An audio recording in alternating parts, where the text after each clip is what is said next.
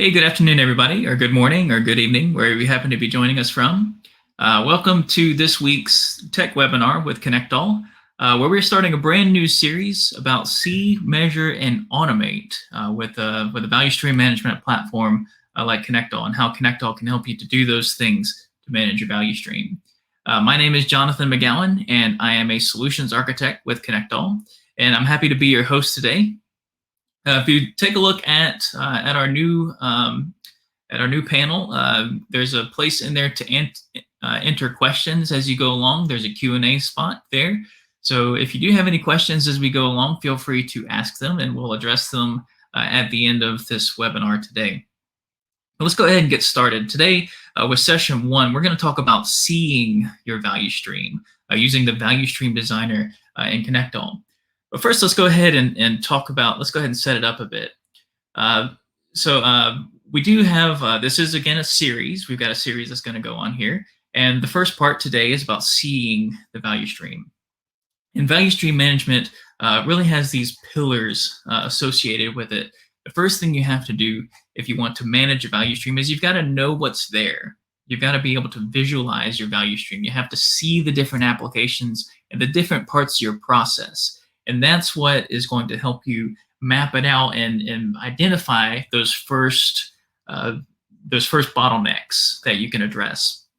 Then you want to measure your value stream. You want to pull information from those different applications and kind of get a bird's eye end-to-end view of your value stream, so that you can really see where things are slowing down. So measuring that value stream is very important as well. And then you want to identify places where you can automate your value stream. Determine how much manual effort you're spending by copying things from one place to another, common tasks just from moving issues from one place to the other, things that can very easily be automated that may take up a lot of time from your personnel. So automating the value stream is another big pillar of value stream management as well. And we're going to cover all three of those things in our value stream management session about seeing, measuring, and automating your value stream. So first, let's go ahead and talk about today. So we're going to meet Carl. Carl is a brand new CIO of Widgets R Us. It's a large software company who's building widgets for their customers, right? And he's brand new CIO. Okay, and he's at his very first board meeting, and he's sitting around the table. And his CEO says, Carl, the company has lost 55% of their renewals because of problems in our software. Because defects are escaping. We have too many defects, too low quality of things going out into the market. Okay, and we've got poor support, poor response time in our support portal, and just too many issues, and we can't keep up. So our customers are churning at a very large rate, and we have really a 55% renewal rate here. So, okay, so we've traced that back already. Our customers, they tell us that's why they're leaving us, because our support is so bad. They're leaving us in droves for our biggest competitor, who is Doodads Unlimited, okay? So the CEO tells them that and says that these times are unacceptable. The SLAs need to be improved, and you as the new CIO, this is your job to fix it. Okay. Oh, and by the way, because our renewal rate is so poor, you are. We're also cutting. We also have to cut budgets across the board, and your department, the IT department, is going to receive a 10% budget cut. So, in addition to improving all of this, in addition to fixing this problem, you're going to have to do it with fewer resources and find more efficient ways to do that.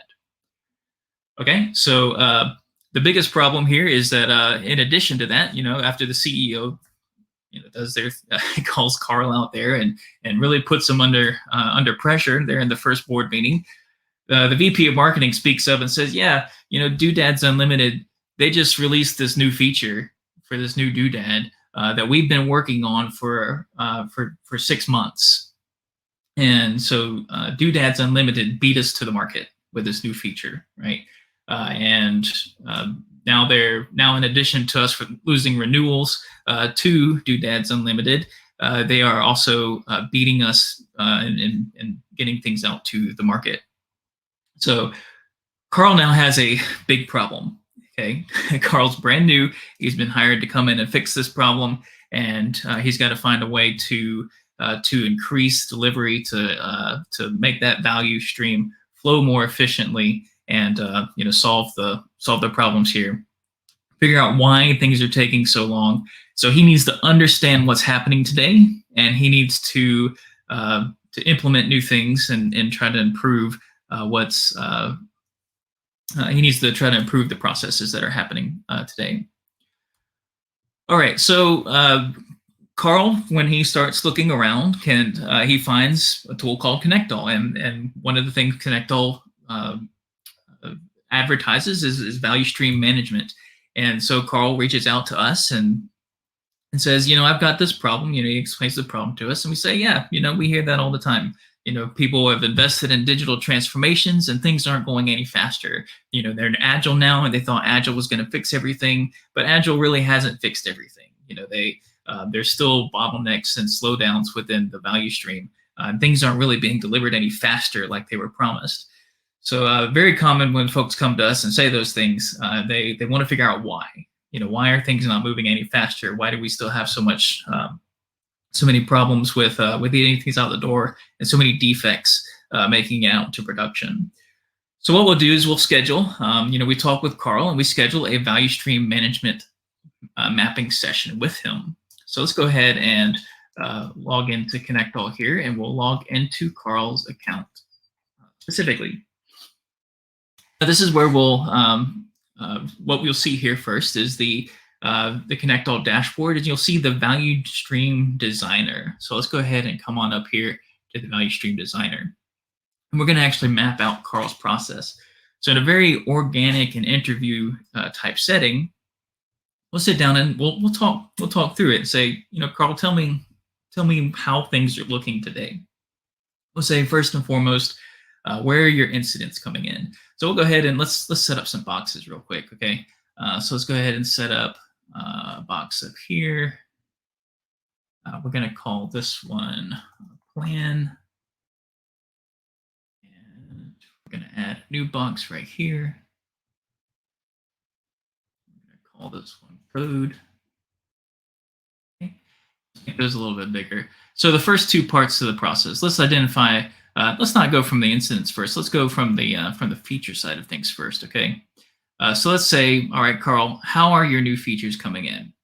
All right, so somebody decides you talked about this problem with this new widget that you were going to develop, and it's been in your backlog for 6 months, or been in progress for 6 months rather, and hasn't materialized in something in the market yet. So let's talk about that. Let's talk about your process there. So let's come over here and let's start to add some icons over here. We can see we've got several icons available for a myriad of different projects. And Carl says, we're using AHA for our idea management. Okay, and then ideas go from AHA into something like Lean Kit. Let's find Lean Kit down here. Okay, so we've got Lean Kit. All right, so we've got ideas coming from here to here. Okay, we can call that ideation. And so customers can come up with ideas and log them into AHA, or they've got internal ideas, and they go through the typical process. They'll be assigned different sizes, different efforts, and different story points and things like that. And then they'll eventually be picked up and moved over into development. So, okay, Carl, tell me about that. Tell me about your development process. Okay, so in their case, they use something like Azure DevOps. So we're going to grab Azure DevOps there. Let's see. This is the one I want down here. I'm going to put that in here. Okay, and so we're going to draw a line here. So things are triaged and picked up and put into sprints, and then added to development here. So let's say stories like that. Okay, let's move this down here too. All right, so now we've got ideation going into a planning tool like Lean Kit. They're put onto a Kanban board, and then eventually they're decided that these are the stories we want to work on. Okay, so they've got something up there then stories are then moving over into something like Azure DevOps. Okay, then they've got different other things that happen along the way. All right, so then let's say let's add another grouping in here like this.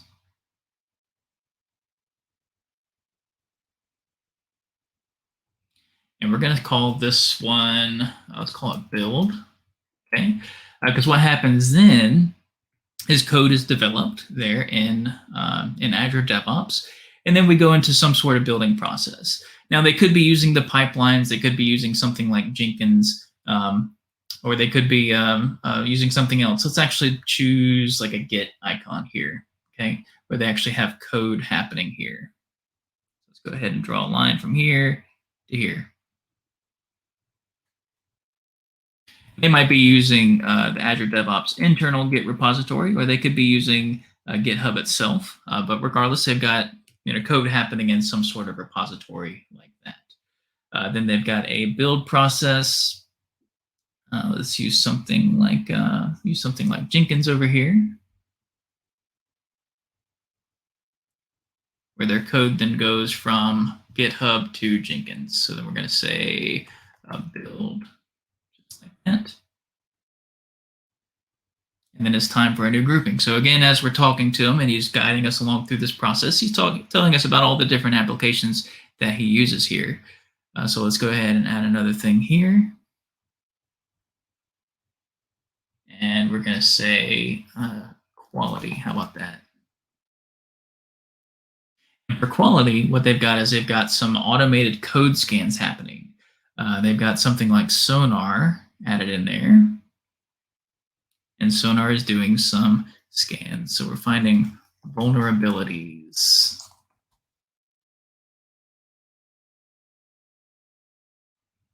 Okay, just like that. All right, so then continuing along that path, they find these vulnerabilities and they generate defects from those, okay? So what they do is then they have to go into Sonar and then they find defects over here in Azure DevOps, and then they'll add defects there to their backlog, okay? And so we'll do that, and we'll say, okay. So we're getting a pretty good process here as we're going along. Pretty common tool chain that we would have here. Then let's talk a little bit more about some other parts of the process too. So in addition to bugs happening here, we could have some testing tools as well. So let's go ahead and say something like we've got manual testing happening in an application like ALM. Okay, and now ALM in this case, we don't really have it connected to anything. He says, Carl tells us that ALM is pretty much just being used strictly for tests. They're only using the test module in ALM. It's not really connected to anything right now. So somebody on the QA team will log into Azure DevOps and they'll get the requirements out of there. And then they'll go into ALM and they'll build tests. Okay, and then they'll execute those tests, and those tests will create defects. Then those defects have to be pulled out of ALM and then back into Azure DevOps. The defects that are generated in that defect module, they'll then put those back in the backlog in Azure DevOps, and then they have to be fixed, right? Then the process kind of goes over again. So even though it's not really connected, we're going to say that this is going to be manual right now. We're going to say manual defects like that. Somebody is manually copying those defects from one place and putting them into another, right? So let's continue along down this path then, and he tells us that now we've got a release section. He talks about the different tools that he's using in the releases.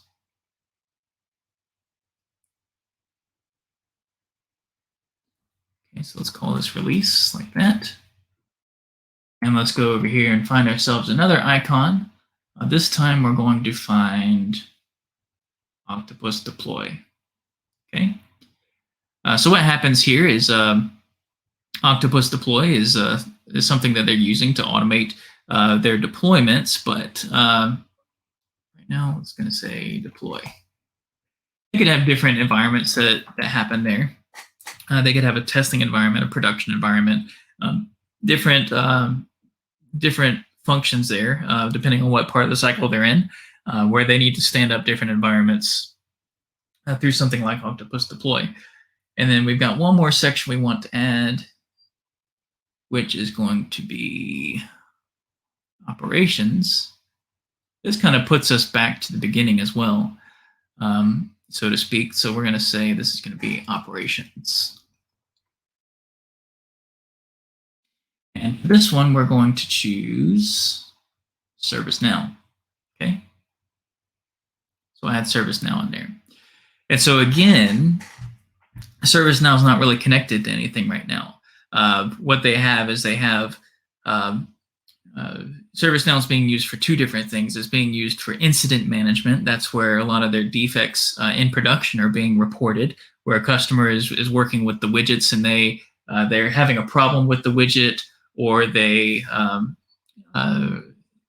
just don't know how to change their password in the widget. All sorts of different incidents could be coming in. But then some of those incidents need to go back into the backlog as defects. Or they might have, so that could be one thing that we're using ServiceNow for here. We need to escalate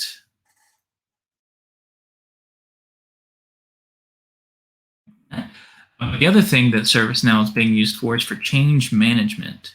Okay, so they would be having, whenever things get over here to this release section, then a new change object needs to be created in ServiceNow. So even though it's not necessarily an automated thing right now, they do know that once they get to a certain point in the process, they do have a change process that has to happen where the release has to actually be signed off on and approved for deployment out into production. Okay, so this is kind of just a general high-level view of an end-to-end process that Carl's company has.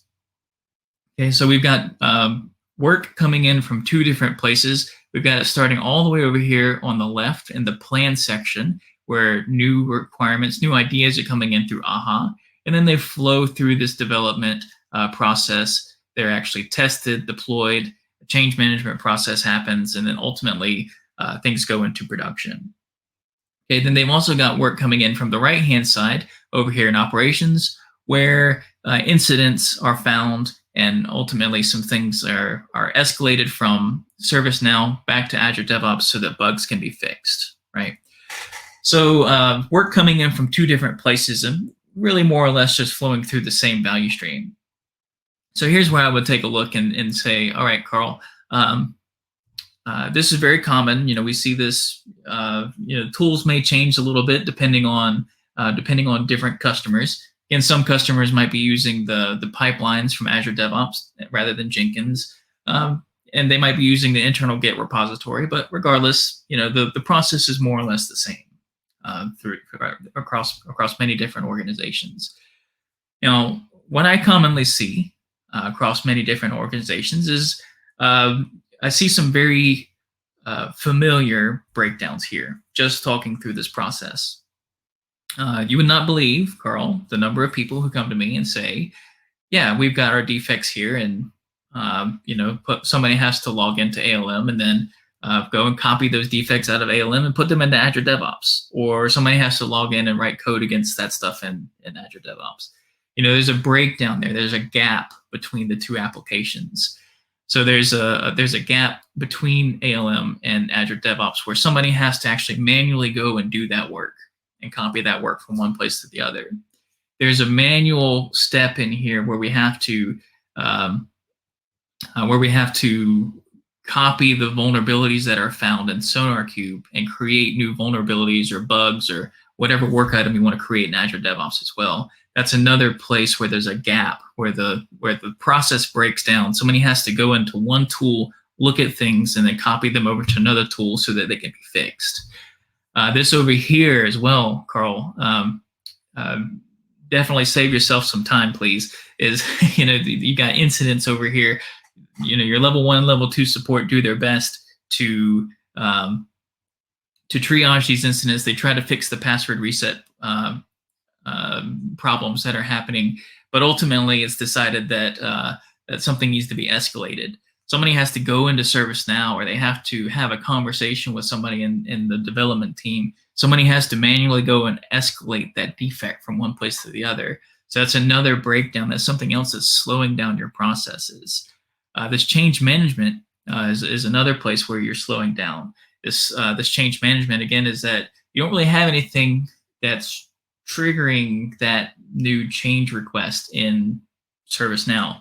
Somebody has to communicate that manually. Hey, we've released to our staging environment over here in Octopus. Let's go start the change management process. And so you have to wait for somebody to go into ServiceNow and create that change management, that change request. So there's all these opportunities. Whether every place that you see one of these lines between these different applications, if that's a manual move from one place to the next, that's something that's slowing you down. And not just from the creation side. You have a story that comes out of Lean Kit and into Azure DevOps, but then a Scrum Master has to go into Azure DevOps to get a status of each of those stories, and then they have to go back into Lean Kit and update their Kanban board manually. So that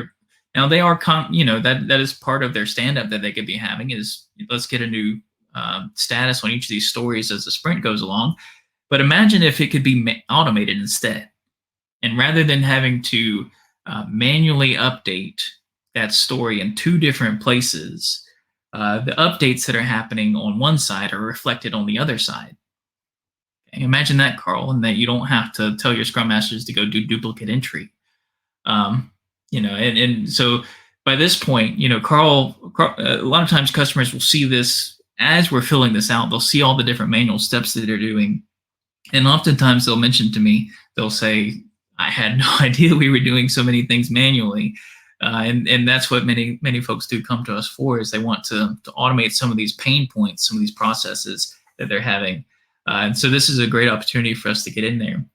Now, I don't want to get too far ahead of myself, because we will talk about automation and everything later, but you can see that just by visualizing this value stream, just by sitting down and having this conversation with Carl about what are the applications you're using and what are the different parts of your process, we can lay it out from end to end and talk through those things and say, yeah, of course, you got a manual process of defect escalation. That takes time. That's going to add additional hours to your release process for your time to market, from the time that for your lead time, from the time that things come in to the time that things are released. Every single manual step that you have in there, that's just duplication of effort. All that's going to exponentially add to your time. And so that's what this exercise is all about. Is just by doing this layout and by identifying the different steps in this value stream and seeing the process from end to end, that can be a very illuminating exercise into different things you can improve upon. So with that, that's how a value stream management platform like ConnectAll can help you to visualize your value stream and help you to begin to manage it better, manage those manual pieces and that human effort that happens between the two, or between the many different applications there.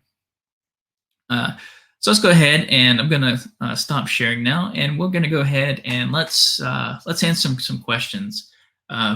I do see that some folks have been asking questions as we go along within this presentation. Let's see. The first one says, "Can I show manual steps in the value stream that aren't even in a tool, such as if a customer calls in an incident to our call center before adding that to ServiceNow?" And yeah, that is something that you can do. So the cool thing about that visualizer is that you can upload any icon that you want. You can upload your own custom icons. You can work with the different icons that we have for adapters. And so if you want to find yourself an icon that's a little phone symbol, or maybe an email symbol, you can upload those. And we do have some of those already available. We do have some commonly used symbols like that already preloaded. But you can have a phone symbol and attach that to your ServiceNow incidents. And then you can show that, yes, there is this intake process where somebody's calling in and then that feeds into ServiceNow, or somebody emails in and then that feeds into ServiceNow, or somebody puts something into the web portal and that feeds into ServiceNow. So you can show the intake methods of all these different applications, or all these different avenues of communication, and show those on the value stream as well. Very common thing that I do too is upload a Word document icon and show how oftentimes requirements start out as Word documents before they make it into something like AHA or Salesforce. And because we commonly write down our ideas on a virtual notepad like WordPad, like Microsoft Word, and that's where our ideas start before they actually make it into a formalized tool. So I'll add that in there and draw a line there too, and show how that's part of the process as well. All right, any other questions? Doesn't look like we have any of those yet. We'll give it just another moment. Somebody's also asking, can they export this? So yeah, that's actually another good question as well. Now that you have developed, or now that you've mapped out this value stream within your designer, all you have to do is click the download button. There's a download button right there, and then you get a nice shareable image of this value stream. And oftentimes we'll do that. We'll download those images and then share them with our clients that we work with, and we'll provide recommendations just like I did earlier in telling Carl, here's where things are breaking down and here's where things can improve. We'll provide all that in a nice little brief report and provide that. But that's definitely something you can download and share around internally as well, so that Carl can then go to his superiors and say, look, here's our value stream, here's where things are breaking down, here's what I'm going to do to fix it. Okay. I've identified all these manual pieces all this time where it takes so much time to copy things and all this manual duplication of effort, and here's how I'm going to solve that problem. And you can use that diagram as an artifact there. Right? Who are all the stakeholders that are involved in building a value stream for an organization? For that, I would say we get a variety of folks that are typically involved in something like this. Sometimes we'll get just tool administrators. We'll get, or typically it depends on the size of the organization, but sometimes it is just a tool administrator who says, it really kind of stinks that I'm having to waste all this time going from point A to point B. How can I make it better? And so they'll jump in and we'll have a brief conversation about that, about their pain. Sometimes it goes a little bit higher up, and we'll talk rather than just talking to one tool administrator. We might talk to a VP or a CIO like Carl there, where they have more knowledge of the value stream. They have more knowledge of the process. Typically, it's a variety of folks. And before we schedule this, we'll say, who knows about your ideation process? Who knows about your new requirement process? Who knows about your support process? Who knows about your DevOps process? And we'll typically communicate that with customers prior to getting on the phone with them, and pull in people who know how these processes work. We don't necessarily want a room of 15 people, but it really just whoever's the most knowledgeable about their little subject matters within an organization are the people that we want to have on the phone here. All right, we've got about 2 minutes left in the presentation. Give it just another moment for questions, but I do want to again thank you for joining us today for our first session about seeing, measuring, and automating value streams. Again, big pillars of a value stream management platform. And today we've talked about that first step, which is visualizing your value stream, how you can see that value stream and how you can map out the different applications, map out that process. And that can uncover a lot of manual pain points or points where you can improve or bring in automation tools and things like that.